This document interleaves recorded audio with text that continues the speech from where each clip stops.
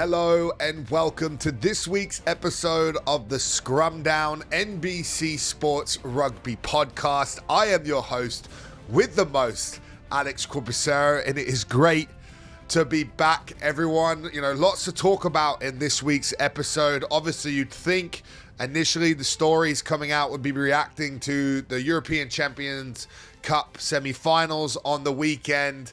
Leinster versus Toulouse, incredible game. Leinster surging to a home final against La Rochelle. That is going to be a blockbuster of a game. But really, that's probably where that story is going to end on this podcast. And we're going to talk about the pressing news, sadly, in the Premiership sort of universe or rugby stratosphere as such. And that is the worrying news that is going on around London Irish at the moment. And as you guys are listening, I think you'll all be very well aware, or watching, I should say, that this story has broken in the press. I believe Alex Lowe was one of the first to break it, but here it is in a snapshot. Is basically coming on Friday, London Irish players and staff were informed that they would not be paid their salaries on time. It was all being reassured that it was due to a banking issue with the new consortium, which is American, I believe, which is taking over the club, sending funds, but with a bank holiday and transfers, it was told to be expected on Monday. Monday came and went. More promises that it is coming, reassurances, money has not come in. Tuesday came and went. Money has still not come in, and as of Wednesday, and this is actually the latest news that as myself and Alex Lowe, which is coming up on the podcast, talk, this news has only just come out that as of Wednesday, they had a meeting at 11:45. CEO said they still couldn't even provide proof that the funds were on the way to London Irish, citing that there was two banks that the money had to go through to get here, and at the moment it was in transit, and they're now expecting it on Friday. That is the latest that I've heard. London Irish players did train today as well. That wasn't known at the time that Alex and I recorded our conversation. And that sort of rolls into what we're going to talk about now and what's going on at London Irish, where it is starting to sound worrying as they have a game on the weekend Sunday against Exeter Chiefs. To break that down, to go through the ins and outs of it, to also touch on a little bit of news around Worcester Warriors and their announcement with the administrators today. Myself and Alex Lowe from the Times, who has been the journalist breaking all this story across social media and his work at the Times. Let's get into it. And we are welcoming back Alex Lowe from the Times. And unfortunately, Alex, like the Grim Reaper as such, you can sometimes be on this pod. It's because there's some not good news in the Premiership, and sadly, it's with one of my favorite clubs, very dear to my heart, which seems to be in a tough situation, London Irish. Yeah, your bad news correspondent is back on the pod. So London Irish, their pay, the pay for April was due last Friday, and the players and the staff were called into a meeting to be told that their salaries were going to be late in arriving, and it keeps getting pushed back and pushed back. We're now talking on Wednesday. And there was a meeting on Wednesday lunchtime to say that the money had still not arrived from the prospective buyers of the club in America over to the UK to pay the players and staff. This is an evolving story, so it may have moved on again by the time your pod comes out. But as I understand it, the players are now seeking guarantees that their insurance will be valid so that they can play in the final game of the regular season against Exeter on Saturday.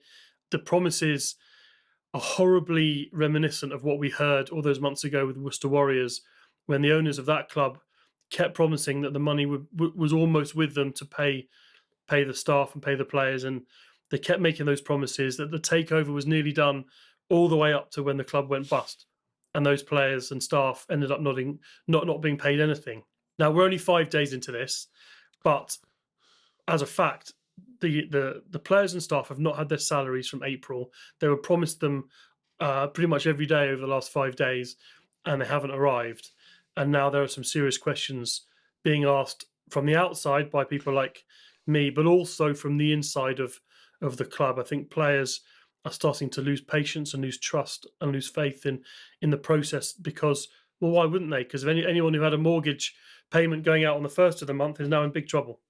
And this is the question, I think, for me, is the issue that I think from players, from people in behind the scenes at London Irish, is the transparency issue of where they're at, what's been going on, and the communication of that. And I think, from my understanding, players were spoken to on Friday last week with a representative of Red Strike, who is potentially behind the consortium. They are the one brokering the deal with the consortium that potentially could be stepping in, saying the money was going to be sent, saying that it would be there to be paid. And it just kind of been kicking down the road. And now we're seeing that the club, as of yesterday anyway, I got confirmation hadn't received the funds. I don't know about today, but I haven't heard any news as of yet that players have been paid. And the question for you is, they must have known about this for quite some time, that it was coming. They must have known they didn't have money to see these wages out. And I also heard rumblings of this exact same deadline issue almost happening last month, but the money came in just in time and people were able to be paid. And so my question is, this potential takeover for London Irish has been taking a very long time. What are the stumbling blocks that are leaving it to the point of almost hanging on a cliff, wondering if it's going to go that way or not? And then my second question is, where is Mick Crossan and the current owner with all this going on and the players in this situation? Well, you don't ask small questions, Corbs. So what is the hold up? Part of the issue with this is that there is no clarity. So, over here in the UK, there is almost a bidding war going on to buy Manchester United Football Club. Jim Radcliffe, the owner of Ineos, is up for, he's bid £5 billion for Manchester United, and he's up front, proud of wanting to buy the club. The money men behind this bid to buy London Irish are operating in secret. They do not want to be anyone to know who they are. Now we're told they have connections with other sports, connections potentially with US sport. Your reference to Red Strike there, they're an agency. Certainly one of their senior figures, Howard Thomas, who is a former chief exec of Premiership Rugby, he is definitely the front man for this potential takeover. What's happening behind him is a mystery to many of us. Now, there are a lot of senior figures around the English game who are doubtful that this takeover will end up happening for a number of reasons. One said to me that it was only ever a 50-50 shot because it's really hard to find anyone who wants to invest in the Premiership at the moment, because why would they? Every club is losing on average £4 million a year. The league needs to be, as we've discussed at length, restructured and rebooted. So to answer, why would anyone want to do it? Maybe they've looked at the current situation and aren't that keen. The other issue is that London Irish don't own their own stadium, which is part of the reason they're in this financial trouble to start with. They're £30 million in debt. A large chunk of that will be the government loan that they took during the pandemic. But their turnover is really small and they don't have any major facility. Unlike, like Exeter Chiefs have, they're not flush with cash. They've built a hotel at their stadium. It's a way of generating income on non-match days that isn't reliant on rugby. Ironically, it's the model that Wasps were trying to build in Coventry, where the rugby club could be supported by a wider business of a casino and an arena and a hotel and a stadium. We know that collapsed for different reasons, again, largely to do with the pandemic and the tax man. But they had a model to try and generate money on non-match days. London Irish don't have that, so their turnover is really low. They have a nice training centre, which has been used by NFL franchises and international rugby teams, but it's not an enormous money spinner. So I just wonder whether the process is taking time because the investors are wondering what they're getting into. I can't answer you that question specifically because we also don't know for sure who they are.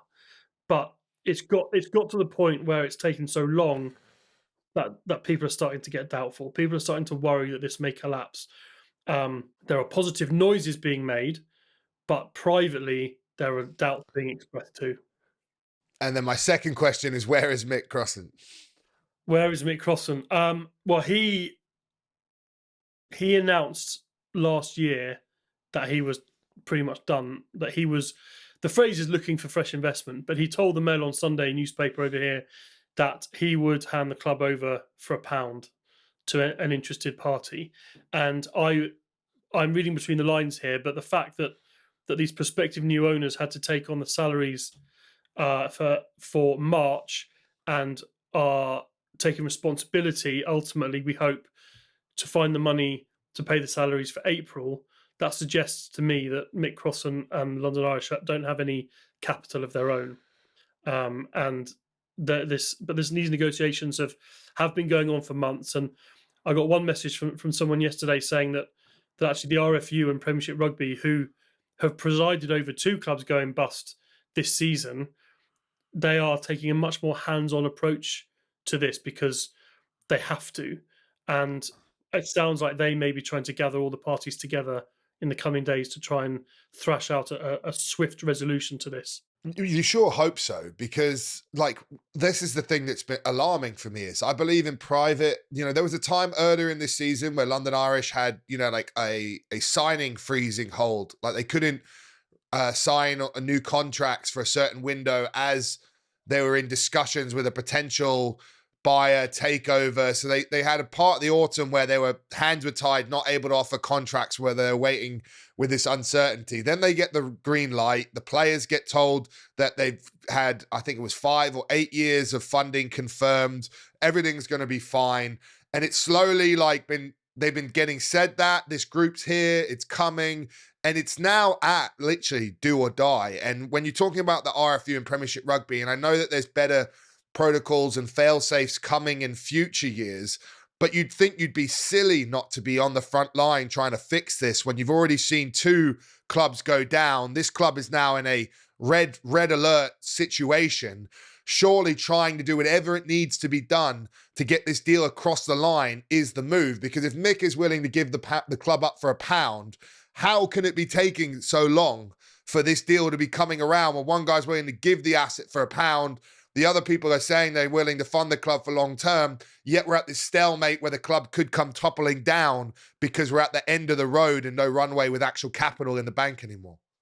No, you're right. And you've been in that clubhouse, in that changing room, Alex, and you know what the uncertainty, how hard that must be to deal with. Now, I've been talking to someone today. I understand there's a player at London Irish who was offered a deal at a rival Premiership club, but chose to stay at London Irish. The deal was better at London Irish, but he's always been there. He turned down a move elsewhere to stay at Irish, and would have been in that meeting today, questioning what his future looks like.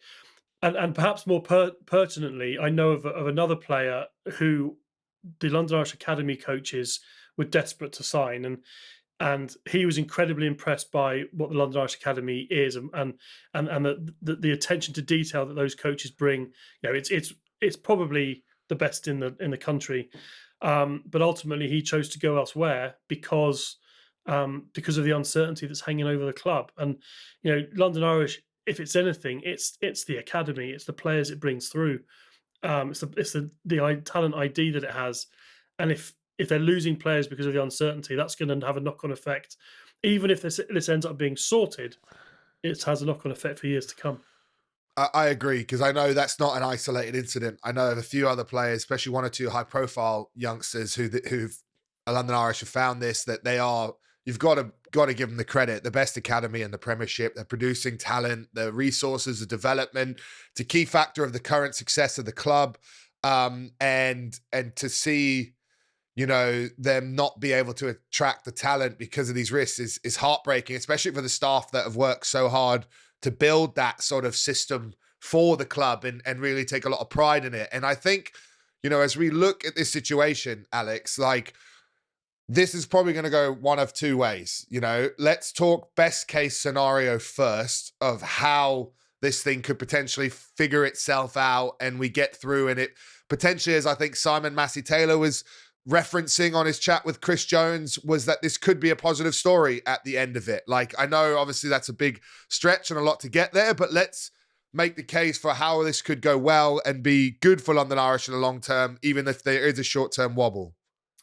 Best case scenario, is that the takeover deal is done in the coming days, and that the money that should have been sent over to the UK to pay the salaries was just caught up in a blip in the system. Everyone gets paid up. The takeover happens, and the best case scenario is it plugs London Irish and the Premiership into new financial channels and new audiences. If these investors really are connected to US sports franchises, new audiences, that can only be a positive thing, and it can raise the profile of the sport, and it can identify to other potential investors around the world that the Premiership is a league that they want to invest in. That's the best case scenario. But there's a lot of hope in that at the moment, because we don't even know for sure who these investors are, where their money's coming from, who they're connected to. And you're right, Simon Massey-Taylor, the Prem chief exec, he did say on BBC yesterday that he was hearing positive noises from the club and from the prospective owners about the future. And if it all comes off, he thinks it'll be massively positive. But like I said earlier, there are in the background also people harbouring doubts about whether this will happen, and the opposite situation is incredibly grim indeed. It's just a tough one, isn't it? Because if you're like a prospective buyer and you're looking at a team and you're about to put your money in, and you see the team is literally it's all gonna go coming down if you don't start funneling cash in at a loss like the previous guy that took it over. It isn't the easiest sell to be like, yep, sign me up. Here's $30 million that we're going to burn over these next sort of 5 to 8 years or whatever, and let's go. And that's where like the emotional side of me is desperate for this to go through for London Irish, because I just think back, like what's been resonating me was listening to people like Jack Willis talk about WAS and when that fell down and what that felt like. And that's probably like a lot of the feelings that I've had rushing through thinking of that. And I'm sure a lot of the current London Irish players and staff will be feeling that tenfold. And to me, it's so heartbreaking, especially after what has been the most successful season for London Irish in a long, long time. First time they've been actual playoff contenders. It's turning around on the field. A bit like what was going on with WAS, and then now it could be all taken away from off the field. It's just, for me, the mind-blowing side is how these two parties, if it is so close to being done, have let it get to this point where players now aren't getting paid. There's risks of other things, the ramifications for recruitment, for retention, for everything is potentially destabilized by being put in this position. It just seems crazy now as the club are actually desperate and on their knees. Mick is not seeming to be in a position to put any more capital in just to even pay wages of the staff while he's still owning the team. To me, is mind-blowing that he's not getting more heat, and it's all been directed at this group and what's going on when you've got a current owner who is the one responsible for this at the time, who, yes, has been very generous and put a lot of money into this team, but also, has benefited from it in other ways, especially at the early part of the way he took over the club. And so for me, I just I find it hard to see it coming through like it's just going to happen like that, because I'm just puzzled at what the holdups could actually be. We don't even know the names of the people. We don't know the key issues that are the stumbling blocks. And then I'm sure, from my understanding, the players don't know much more than you and me know, and that just must be such a tough position. Yeah, and you're right, and that's where if this was the first incident of the season, you'd want to have more faith. You'd want to believe, but the problem is that the players will have seen friends of theirs at Worcester and at Wasps be made redundant, lose their jobs, and have the whole kind of working lives turned upside down. This is the third time this season we've seen this. So, from my perspective, potential owners operating in the shadows, giving assurances that money will come and then the money doesn't come. That you can't give anyone the benefit of the doubt anymore, because we've seen what's happened already in these situations. So for me, the only way they earn any faith or any trust is through actions. They should be, if they want to buy the club, they should come out and say who they are and outline their vision for what they want to achieve with London Irish and why they want to buy it. if they don't do that, all we're left with are the questions that we're mulling over here. Why do they want to buy into a club that has no ground with £30 million of debt? Why do they want to buy into a league that at the moment is a basket case? That they've got 11 clubs, they want to go to 10 clubs to try and improve the product, and I understand all of that, and I think there's a lot of merit in doing all of that, and maybe they're buying into the vision that Premiership Rugby are outlining, but that's a 20-year minimum vision before, and that requires everything to go right. Maybe they're buying into a plan that CVC may have. Maybe they're buying into the idea that that there'll be an enormous uplift in TV rights, and they'll earn money that way. Maybe even there's something to do with women's rugby, and the Premier 15s is very closely aligned to the Gallagher Premiership, and we saw nearly 60,000 at the England women's game at Twickenham this weekend. I'm speculating on all of these things, and that's part of the problem. We're trying to find reasons why they would want to invest, and it's really hard because if you've got the money, you want to invest in a business, you want to know that you want to know it's successful, you want to know that it's got capital, and Irish, other than their training ground and a great history and a brilliant academy, they don't have an enormous amount. And so for me, because of the history, and they have to accept that history exists because of what has happened already this season, if they want people to buy into it, if they want the players and the staff to be assured that it's moving in the right direction, if they want the fans and the public and the media to be asking the right questions, to be getting on board with the opportunities here, then I think they've got to come out and start explaining who they are and what they want. Because otherwise, all we have are concerns about the future of the club and unanswered questions. I agree. My next question for you, and it's not the easiest one to ask, but what is the worst case scenario here that you can foresee for the way this thing goes? Well, the one thing the thing that tipped Wasps and Worcester over the edge for different, they ended up in trouble for different reasons, and the straw that broke the camel's back was the tax office coming at them for an unpaid tax bill.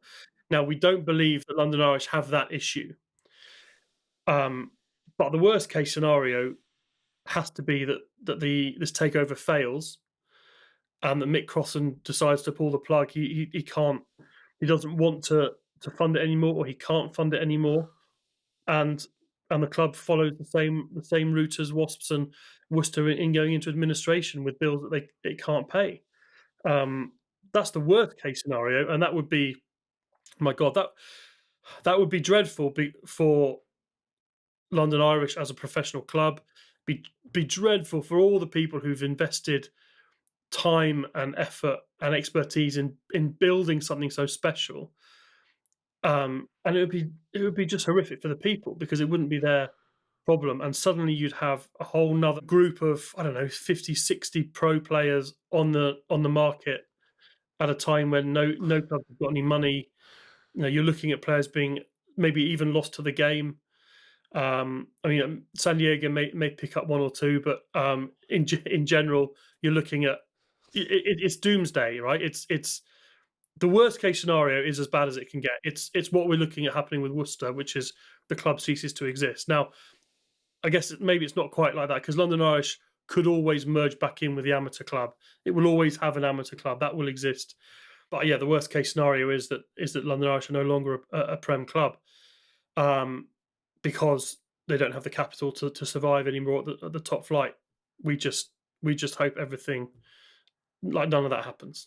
None of that happens. That even if this doesn't go through, that there's a way that Mick Crossan and the owner and the directors can keep this club going, because they're a story club. They may not have the titles that the Wasps had, but you look at the players in England who've come through London Irish. It's a hotbed. It's a brilliant school of rugby, and and it should work in West London, Southwest London, big Irish population. They've got a great marketing tool there. It should work. It's just, you just hope that it can.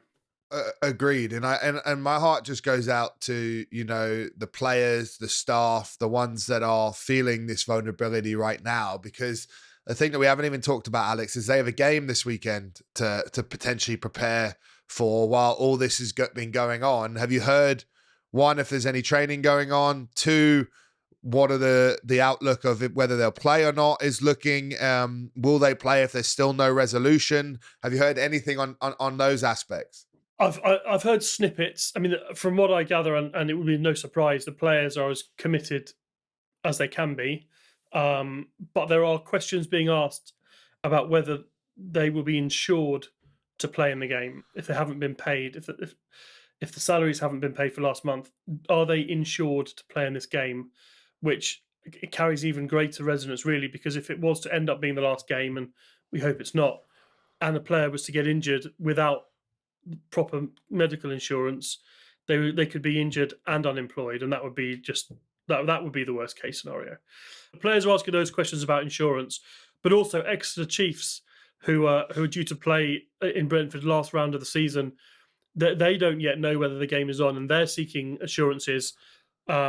They want to know as soon as possible whether they're due to travel up to London to play that game. So the questions about Saturday's game are being asked from both ends, and again, an answer is needed pretty soon. And that's one of the things. If you're a player at London Irish now and you're healthy, you have a 2-3 year deal, you just re-extended, you're at your club you want to be at, you now see that this potentially could be falling through the cracks, why would you play? Even if you're insured, the risk of being injured at the end of the season and trying to find a new club over being fit and healthy and trying to find a new club is night and day. Like so many Wasps guys and Worcester guys who were not fit, who had been injured playing for their club, fell off the radar because they're injured and it's almost impossible to find a club, or they're going to take a fraction of what they were earning before for an opportunity to prove that they're fit again and whatever. And so for me, that's the issue, is like, I in my mind, I'm supposed to have 2-3 years of contract here, and I throw my body into everything with full disregard. Now it could end after this weekend. And if I do play the last game and I hurt myself, I might be putting myself, my family, my career in a massive disadvantageous position. There you go. It's exactly the same conversation that the Worcester players were having to have week after week as that club went to the wall. They would hold votes on it. You had players who were against playing for Worcester, and it just feels so horrible, such a horrible sense of deja vu that the same questions over insurance are being asked, the same decisions from the players are having to be made as to whether or not they risk playing. It jars so horribly that at the end of a season that began with Worcester in this mess, the season is finishing with London Irish in the same boat. Well, I feel like we've wrapped this one up. There's not much more to say. I think it's more TBD, if anything. But Alex, before we wrap up and say goodbye, there's just, it kind of ties in quite well with the story we're talking about. There's been an update with Worcester Warriors, and I believe Atlas now are going through with the takeover, and the administrators have approved, even though maybe the RFU don't seem to be the happiest with the group and the plan that's in place. It looks like that's gone through, right? Correct. So Atlas, which was led by Jim O'Toole, a former chief exec of Worcester, and James Sanford, a former Premiership player, their takeover of the club has been passed as of today. The receivers have signed it off. So they just met the deadline to complete the purchase of the club, which you'd think would be good news, but it probably won't be for Worcester Warriors. Atlas had already confirmed before the finalisation of the takeover that they weren't prepared to meet the RFU's stipulations in order to return to rugby in the Championship. So the RFU set out a number of pretty stringent criteria that Wasps and Worcester would have to meet if they wanted to return to rugby in the Championship, having been forcibly relegated because of going into administration. Wasps have accepted those terms and are working slowly to try and build a club that can compete in the second tier. Atlas, as the owners of Worcester, refused to accept those terms, and effectively, the Worcester's license to play in the league will disappear.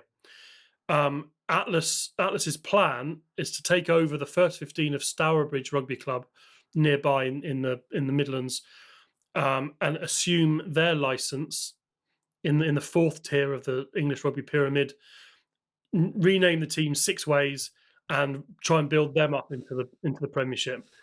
The RFU, my understanding is that they would be very against that idea, because they're against the idea of effectively just buying someone else's license.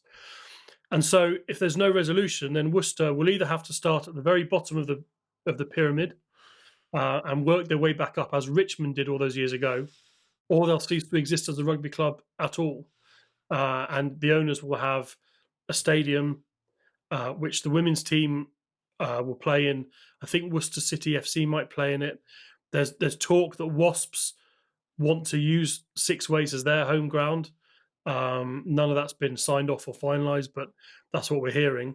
So the stadium might get some use, and they'd have all this land, but there are restrictions on the land. So again, it sort of smacks of a land deal rather than a rugby deal. But that was never what the administrators were worried about. They weren't trying to find a buyer who would meet the RFU stipulations. They were trying to find the right buyer, and they've decided that it's Atlas, even though there was an alternative option that Steve Diamond, the former director of rugby at Worcester, was trying to build, in which he promised to pay back all the rugby creditors of Worcester, which was one of the stipulations of the RFU. One of the stipulations of coming back into the Championship was those debts, those unpaid players and unpaid staff and unpaid rugby creditors would have to have their money paid back to them. And Atlas are not inclined to do so, whereas there were alternatives who talked about doing that. So the club's been bought, but the future of the club remains unknown. And how did the administrators justify that? Do they how transparent do they have to be on their understanding that they had an option that actually would have let rugby creditors be paid back to an alternative, and they chose the alternative because why? Like, fill in my blank of where I'm lost. I'm not honestly. I used to be a rugby reporter. I now feel I have to be like an administration reporter, a business reporter. It's the game is changing. Ultimately, it wasn't, from my understanding, it wasn't the administrator's responsibility to find a buyer who would fulfill the RFU's criteria. There are other credit. The government are a major creditor of Worcester because of the loan that was taken out through the pandemic. So my understanding is the administrators would have had different criteria on which to judge the right buyer compared to who the RFU would have chosen someone else, because they had their own criteria for that club to survive. And it sounds to me like the administrators didn't work with the RFU and maybe didn't feel that it was their responsibility or to do so. For whatever, all those other reasons, I need to still study in a textbook of financial journalism and law and debt and all that. We've ended up in a situation where Worcester have new owners, but possibly no future. It's crazy, mate. It's crazy. And I just think, I think back to the beginning of it where it was all going on, and, James O'Toole and how vocal they were that they were the only option to save the club. And I believe even early on they called on like Cecil Duckworth legacy and different things. And then to be the ones that are actually like, I don't know if you can look at Andy Good's posts and maybe take his words, and I don't need to say them, but basically like the way they've gone the other way with this, and basically, probably put an end to what most people envision as Worcester Warriors with this new plan, takeover, and idea. It just still baffles me that this has happened. Mate, there's a lot to baffle all of us about the way that some of these clubs have been run. And in this year, it's all come to a head, and for a variety of reasons. What happened at Worcester with those previous owners, what's happening now at Worcester, rugby's clearly never been at the heart of those decisions. What happened at Wasps, and now what's unfolding at London Irish, loads of questions that have left all of us baffled. I guess that's probably the theme of this pod. So many questions that need to be answered by so many people, and we can only we can only answer a few of them, which is infuriating for us and listeners and fans. That's one of the other things, while we're talking things that baffle me, is with London Irish. We haven't even had a statement, I don't believe, recently since this has all been going on, have we? No, they issued a statement a month ago when, as you said earlier, that they sailed close to the wind in paying last month's salaries, and they put out a statement saying that everything was fine and it was all bad, it was all rumours, and everything was being sorted. Well, it was a lot choppier. The water was a lot choppier behind the scenes. But since then, they don't want to comment on it. They don't want to talk about it, and the prospective buyers don't want to talk about it, and that's part of, as we've covered, that's part of the issue for me.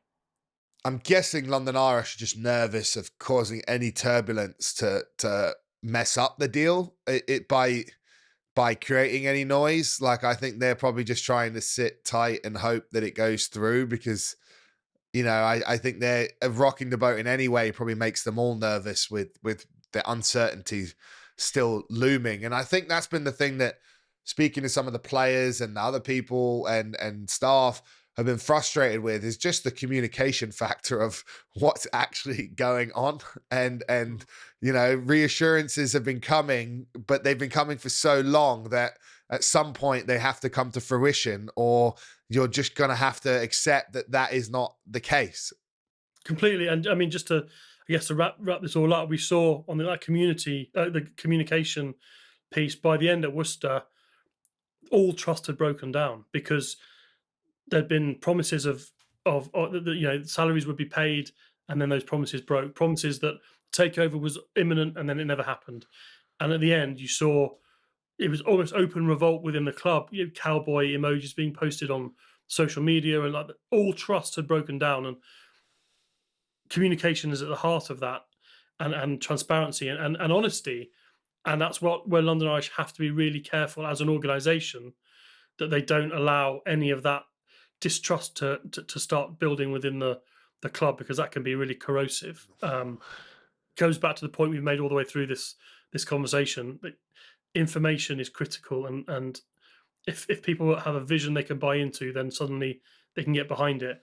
But at the moment, I'm sensing from the people I'm talking to that there's distrust building, there's frustration, there's doubt, and that is not a healthy situation for an organisation that wants to have a future.